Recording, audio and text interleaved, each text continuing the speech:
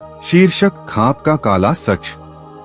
दृश्य एक गांव की अग्रसर खाप पंचायत देहाती बैठक। एक बरगद के नीचे चारपाइयां बिछी हैं। झूठे मुखिया चौधरी हरियाणा सिंह बीच में तकिया लगाए बैठे हैं।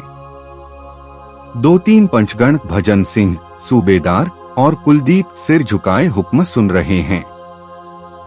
नवयुवक रघु खड़ा है, चेहरे पर आग। चौधरी चिल्लाते हुए, रघु, तू हमारी खाप की बेइज्जती करेगा?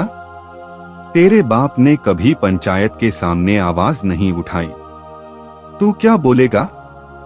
रघु शांत मगर दृढ़, चौधरी जी, बाप की गुलामी मेरी पहचान नहीं। मैं अपने हक की बात करूंगा।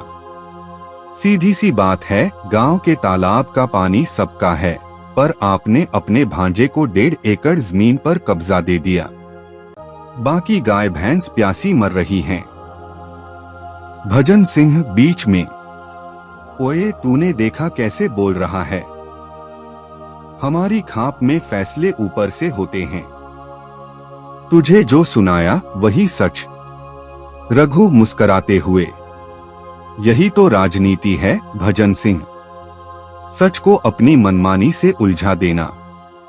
कल तुमने मेरे पड़ोसी की बकरी रुस्वा करवाई, उस पर कुर्की डाल दी क्योंकि वह तुम्हारी गुट में नहीं आता, और आज उसी तर्क से मेरे खेत पर पानी बंद कर दिया।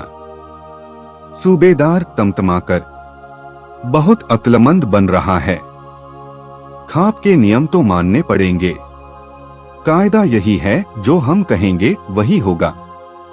रघु 2 कदम आगे बढ़कर, कायदा? खाप का कायदा वही है जो गरीब की सुने, न कि अपने स्वार्थ की पोल खोले।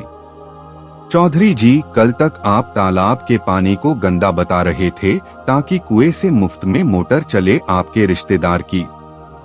आज पंच साहब उसी पानी को पवित्र बता रहे हैं क्योंकि आपकी बहू का गुट है। पंचगण हक्के बक्के रह जाते हैं। चौधरी का चेहरा लाल।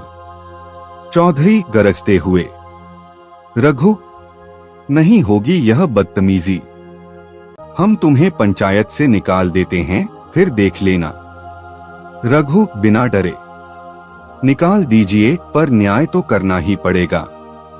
आप जिसे गुटबाजी कहते हैं उसे असल में जातिवाद और रिश्वत कहते हैं। आपके बेटे ने ही मेरी पाइपलाइन तोड़वाई क्योंकि मैंने उसकी दाल मिल में झूठे बिल नहीं भरे थे, और पंचगण उसी दलाली पर मुहर लगा रहे हैं। कुलदीप घबराकर, सिर्फ एक लड़का है, गांव उसके खिलाफ। रघु तीखे स्वर में, गांव मेरे साथ है कुलदीप जी, आप तीनों को छोड़कर, क्योंकि गांव देख चुका है तालाब का जो सूखा हिस्सा आपने बंटवा रखा है, वहां आप मीटिंग के बहाने दारू पीते हो, फिर खाप के फैसले सुनाते हो। न्याय नहीं, यह तो ड्रामा है। चौधरी अपनी चारपाई से उठकर खड़ा हो जाता है, दबा हुआ गुस्सा। चौधरी, हद हो गई, आज हम फैसला सुनाएंगे। कुर्की तेरी जमीन पर, और तू गांव छोड़कर जा। रघु ठहरकर सभी पंचों की आंखों में देखते हुए, मैं गांव तभी छोड़ूंगा जब आप में से कोई एक ये साबित कर दे कि आखिरी बार कब इस खाप ने किसी लाचार की मदद की थी। एक पल का सन्नाटा। आप में से हर कोई अपने ठेके, अपनी ठेयर, अपने गुट के लिए लड़ता है। सीधी सादी बात, पानी, जमीन या फसल को आपने पंच बनकर सियासत बना रखा है। मैं उसी सियासत के खिलाफ खड़ा हूँ। अब चाहे कुर्की कर दो, चाहे गोली मार दो, मैं न्याय मांगूंगा, एहसान नहीं। पंचगण एक दूसरे के मुंह ताकते हैं। दूर से कुछ ग्रामीण जमा होने लगते हैं। चौधरी की कुर्सी डगमगा जाती है। रघु अंतिम टोन में, 7 मिनट में यह खाप बैठक खत्म करिए। मैं जिले में शिकायत दर्ज करा चुका हूँ।